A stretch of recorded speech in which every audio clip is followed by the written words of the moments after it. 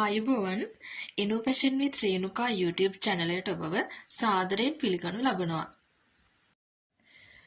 අද මගේ වීඩියෝ එකෙන් දෙන්න බලාපොරොත්තු වෙන්නේ ස්කර්ට් එකකට ඉනවටට බෑන්ඩ් එකක් සහ ෂිපරයක් අල්ලන්නේ කොහොමද කියලා. මේ වීඩියෝ එකෙන් ඔයාලට සාමාන්‍ය මැෂින් එකේ පුට් එක ආධාරයෙන් තමයි ෂිපර් එකම අල්ලන්න කියලා දෙන්නේ. තව ඉදිරි වීඩියෝ වලින් මම බලාපොරොත්තු වෙනවා ෂිපර් පුට් එක ආධාරයෙන් ෂිපරයක් අල්ලගන්නේ කොහොමද කියලා ඔයාලට උගන්වන්න. ඉනවට බෑන්ඩ් එක සකසා ගන්න අපිට අවශ්‍ය වෙනවා ෆියුසින් කොටසක්, පේපර් ස්ටිෆ් කියලා කියනවා. පේපර් ස්ටිෆ් කොටසක් සහ අඟල් 8 ෂිපර් එකක් අවශ්‍ය වෙනවා. දැන් අපි බලමු අපි ස්කර්ට් එකට ෂිපරය කොහොමද ඇටච් කරගන්නේ කියලා. කපාගත් ෆ්ලෙයර් සායේ ඉනවට මැනගමු අපි.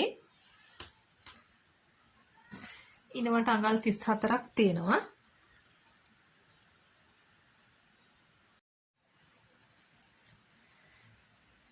මම කිව්වා ඉනවටට අල්ලන්න අඟල් 8 ෂිපර් එකක් ඕනේ. ඒ වගේම ස්ටිෆ් කොටසක් ඕනේ. පේපර් ස්ටිෆ් කොලර් ස්ටිෆ් ඕනේ. ස්ටිෆ් එකක් ගන්න පුළුවන්.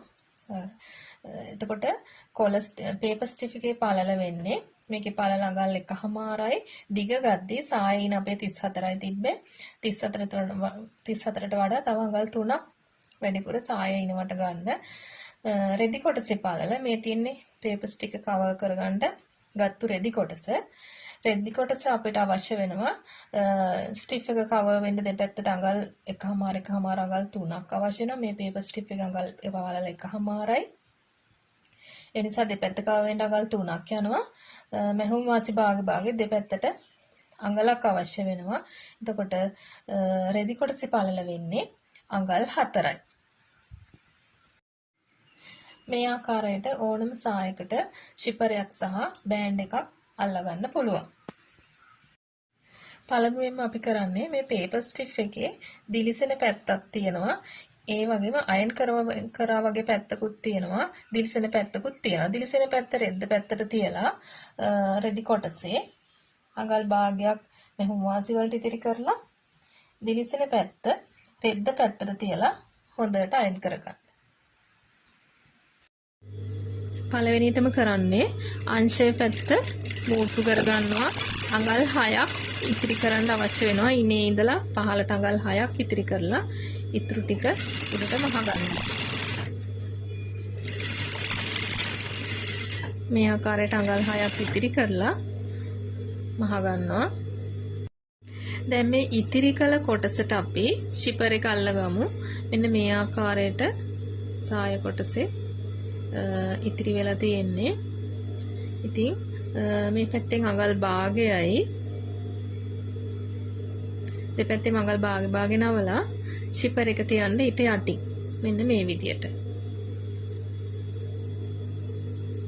ෂිපර් එක මහගෙන යද්දි තමන්ට පෙනෙන නොපෙනෙන ගානට තියාගන්න. ෂිපර් එක අරින්න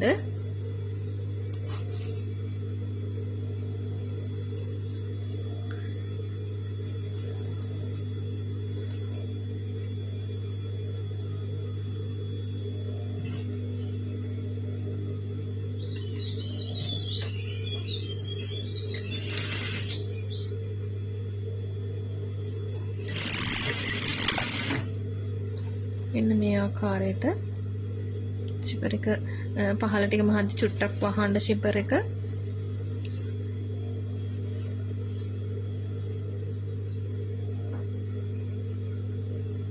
නැවතත් පහළට මහනවා. පහළට මහලා ඉදිකට්ට ඇතුළට ගහලා තමා මෙතනින් නවත්තන්නේ.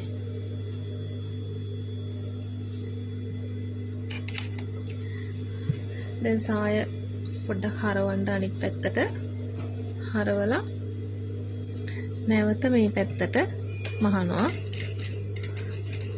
නැවත නවත්තනවා. නවත්තලා ඉදිකට්ට ඇතුළට ගහලා සාය නැවත තමන්ගේ පැත්තට හරව ගන්නවා. හරවගෙන මෙන්න මේ ආකාරයට මේ අඟල් භාගයක් නවා ගන්න ෂිපර් එක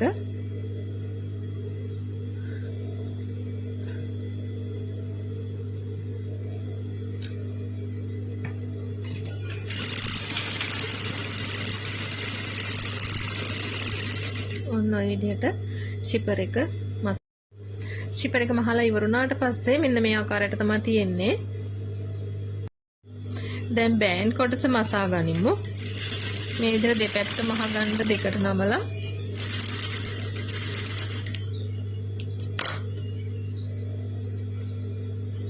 මේ පැත්තත් මේ විදිහට ස්ටිෆ් එක මේ පැත්තේ තියෙන්නේ මේ විදිහට දෙකට නමලා මහගන්න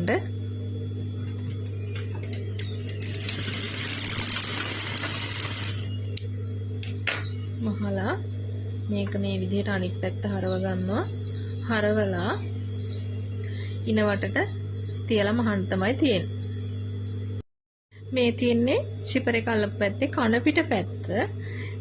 කන පිට පැත්තට තියන්න බෑන්ඩ් එක හදාගත්තු බෑන්ඩ් එකේ ස්ටිෆ් එක අල්ලපු පැත්ත නෙමෙයි අනිත් පැත්ත තියලා වටේට මහගෙන යනවා.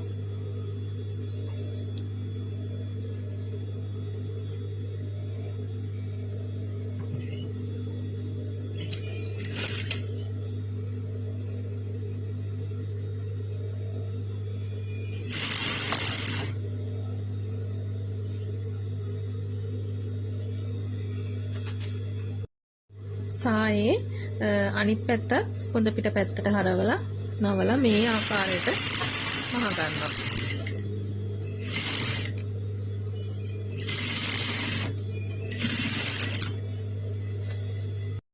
ඉනේ බෑන්ඩ් එක අල්ලලා ඉවරුණාට පස්සේ මෙන්න මේ වගේ තමයි තියෙන්නේ. හරිම ලස්සනට නීට් එකට තියෙනවා. අපි දැන් බලමු ප්ලේයර් සායේ වාටිය මහගන්නේ කොහොමද කියලා. ප්ලේයර් සායේ වාටිය මැසීමේදී ඉතාමත් සැලකිලිමත් වෙන්න ඕනේ. ඕවර්ලොක් තියන අයට ඕලොක් කරලා එකපාරක් නවල මහන්න පුළුවන්. එහෙම නැත්නම් මම පෙන්නන්නම් දැන් ජුකි මැෂින් එකේ එකවරක් නවල මහලා නැවත වතාවක් නවල මහලා වාටිය නිමා කරගන්න පුළුවන්. මෙන්න මේ ආකාරයට එකපාරක් නමලා වටේට මහන්න වාටිය ඊටමත් හීනියට නවා ගන්න අඟල් කාලකට වගේ නවා ගන්න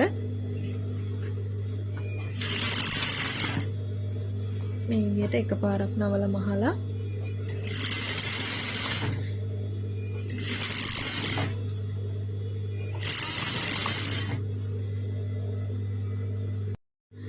දැන් අපට පුළුවන් නැවත වතාවක් මේ විදිහට නවලා වාටිය නිමා කරගන්න මහලා.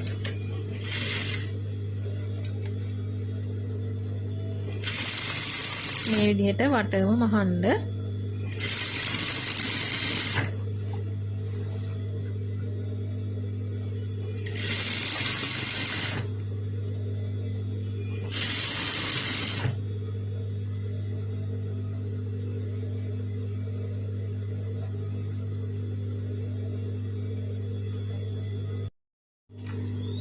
ඉතින් මෙන්න මේ ආකාරයට අපිට ප්ලේයර් සාය නිවා කරගන්න පුළුවන්. ඉතාමත් පුංචි වේලාවක් ඇතුළතදී ප්ලේයර් සාය මසානිම කරගන්න පුළුවන්. ඉතින් තවත් මේ වගේ වීඩියෝ ඔයාලට බලන්න අවශ්‍ය නම් එනු පැෂන් විත් රේණුකා YouTube channel එක subscribe කරන්න, share කරන්න, like කරන්න, comment කරන්න. ඔබ සියලු දෙනාට බෙහෙවින්ම ස්තුතියි.